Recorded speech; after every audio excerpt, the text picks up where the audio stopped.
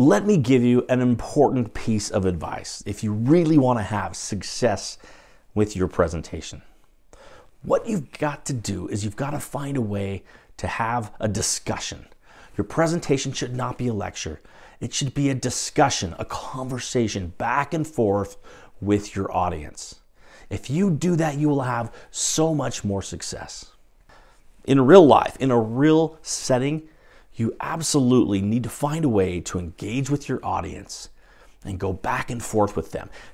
If you have a conversation, that is going to build credibility. Your presentation, especially to a small audience, should build credibility by going back and forth in conversation.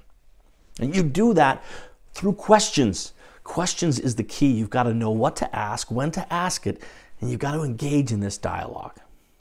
But the first thing is you should start with open-ended questions.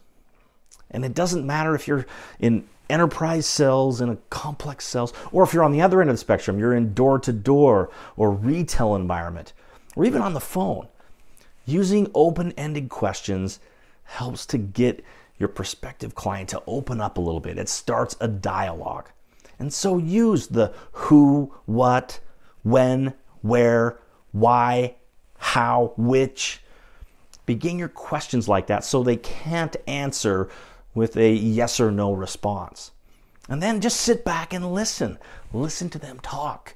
Let them tell their story. If you're like me, you screw up every now and then and you ask a yes or no question. You ask them something as simple as, are you guys using this? And they respond back with yes. So then use a drill down question. Ask why, or how so, or tell me more. Another one is expand on that. Or one of my favorites is, what's an example? And once again, even if you ask a yes or no question, you can follow that up with the drill down question and just sit back and listen. Let them talk. You can even use a simple mirroring technique that's very popular. Just repeat the last line that they have said. And that works great. So if you ask them a yes or no question, are you guys using this? And they respond with yes. Well, tell me more. Well, we like to use software for our operations.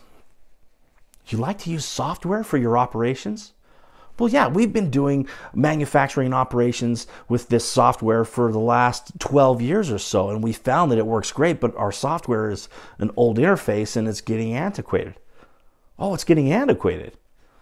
Well, yeah, the interface, it's an old screen, it's Windows style, and it's hard to close some of the... They'll go on and talk about this if you just probe gently by asking drill down questions and then continuing on with open-ended questions. Use this and let your client tell their story. Ask them, what's an example of that? And they'll go on and on. This is how you engage in a good dialogue. I want to switch gears here for a second. Remember the golden rule? Do unto others as you would have done unto you. That happens a lot in our everyday life. It happens a lot in the world of sales, and it's usually framed in terms of what's called reciprocity. And it's the reason we buy lunch for somebody, because we kind of expect that next time they're going to buy lunch for us, or they might do a favor for us. And a lot of times in the world of business, there's a lot of back and forth favors that go on. You're nice to somebody because they're nice to you back. You give business to somebody because they're going to give business back to you.